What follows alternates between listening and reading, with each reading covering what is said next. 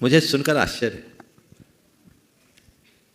कई लोगों की साल में 5 लाख की आमदनी नहीं है और कई परिवार ऐसे, एक परिवार की व्यक्ति जिनके 5 लाख रुपए सालाना तो केवल न्यूट्रिशन में चला जाता है। ये कैसा ट्रेंड है?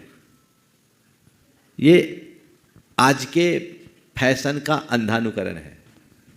लोगों के पास पैसा हो गया और वो पैसा चाहे जहां बहा देते हैं।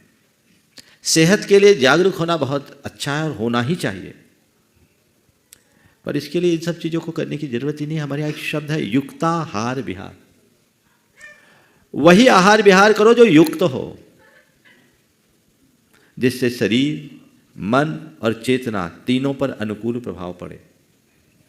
एक वाक्य में यदि मैं कहूं तो ये कह सकता हूं, जो हमारा पारंपरिक खान पान था यदि उसे प्रवर्तित करें तो कहीं जाने की जरूरत ही नहीं। आधुनिकता के दौर में हमने अपनी परंपरा को भुला दिया। पहले तवे पे रोटी बनती थी, अब माइक्रोवेव में होना शुरू हो गया और तंदूर आ गया। उससे उसकी अब तो रेडी टू ईट आने लगा। बदलाव है और उसकी वजह है, थोड़ा बुरा लग सकता है पर मैं बोल देता हूँ। आप जब छोटी होंगी अपने विवाह से पूर्व तो आपने खाना बनाना सीखा होगा, आपकी माँ ने जरूर सिखाया होगा। लेकिन आजकल की कितनी बेटियां हैं जो खाना बनाने में रुचि रखती है, और उसकी माँ भी कहती मेरी बेटी खाना थोड़ी बनाएंगे। तो जब तुम्हें खाना बनाना आता ही नहीं तो खाओगे क्या, खिलाओगे क्या? जो मिला सो खाओगे। और अभी तो गनीमत है, थोड़े आदमी मिल रहे हैं तुम्हारे लिए। हालांकि अब इनका भी अभाव होता जा रहा है, कुक का लोग परेशान रहते हैं। थोड़े दिन बाद तो कुक का भी अभाव होगा, बस बुक करके खाना मंगवाना पड़ेगा। डिलीवरी बॉय आएगा, जो बना बनाया मिलेगा, ले ठूसो डालो और काम खत्म। इससे शरीर का और आत्मा का सबका बंटाढार होगा। जो जीवन के लिए सबसे आवश्यक है, लोगों ने उसे सबसे ज्यादा नजरअंदाज कर दिया। ये गलत दिशा है। ट्रेनिंग होनी चाहिए, खुद सीखना चाहिए। अगर ये सब चीजें सीखोगे, हमारी जो जीवन शैली पुरानी है उसे अपनाओगे। हमारे यहाँ कहा गया भोजन को औषधि समझकर खाओ, तो औषधि खाने की जरूरत ही नहीं। ऋतुचर्या के अनुकूल भोजन होना चाहिए। पहले घरों में ऐसे सीख रहती थी। कई दोहे हमारे यहाँ चलन में आते थे। हमने एक बहुत पुराना दोहा पढ़ा था, चैते गुड़ वैसाखे तेल, जेठ में महुआ आषाढ़े बेल, कुंवार करेला सावन दूध न भादो दही, कुंवार करेला कार्तिक मही, इनका अघन में धनिया, अघन में जीरा पौष धना, माघ में मिश्री फागुन चना, इनका परहेज करे जो नहीं, मरे नहीं तो पड़े सही।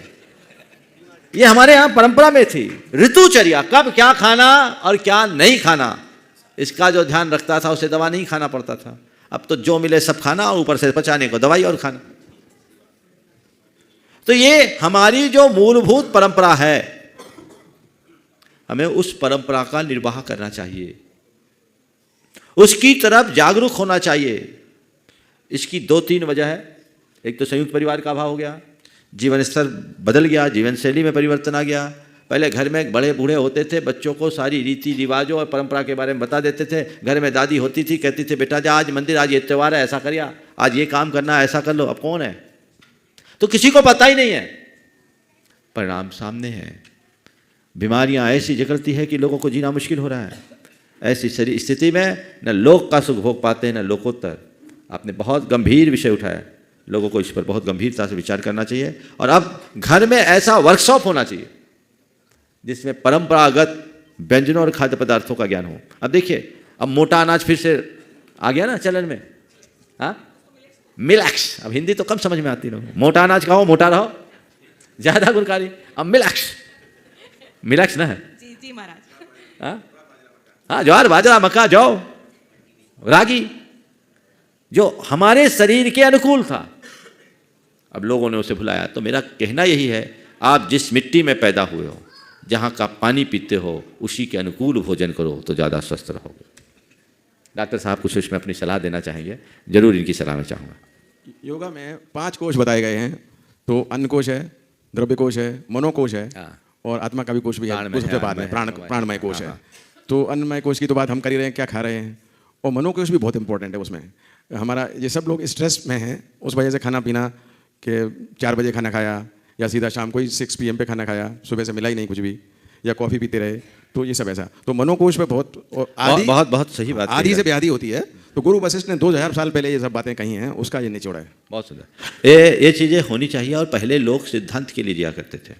एक सज्जन थे हमारे संपर्क में, उनका शाम को 4:30 बजे भोजन करने का नियम था। बहुत अच्छे सफलतम व्यापारी, कपड़े का बड़ा अच्छा कारोबार, और उनका ये रहता कि 4:30 बजे यदि कोई दुकान में रिलीवर नहीं आया, उनका बेटा आ जाता था, नहीं आया तो दुकान बढ़ा कर आते थे। एक बार किसी ने कहा, तो उन्होंने कहा मैं सब बेच सकता हूँ पर अपने उसूल को नहीं, मेरा समय जो है मुझे उसी समय भोजन करना। ये प्रतिबद्धता होनी चाहिए।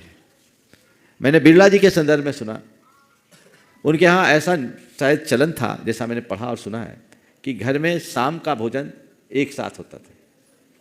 कुमार मंगलम कुछ समय ऐसा हुआ कि 2-3 दिन उस भोजन में सम्मिलित नहीं हो पाए, विलंब होने लगा। तो एक दिन घनश्याम दास जी ने पूछा, क्या बात है आजकल तुम विलंब से क्यों आ रहे? बोला बाबूजी थोड़ी व्यस्तता बढ़ गई, काम का लोड है इसलिए नहीं आ पाते। उन्होंने उसी क्षण 5 कंपनियां बसंत बिरला के नाम कर दी कि तुम्हारे पास काम का बोझ है, तुम्हें खाने का वक्त नहीं, इसलिए तुम इसे छोड़ो, इसे बसंत देखेगा। यह है सिद्धांत निष्ठ जीवन। तो आप अपने सिद्धांतों पर दृढ़ रहोगे तभी सुरक्षित रह सकोगे, अन्यथा नहीं।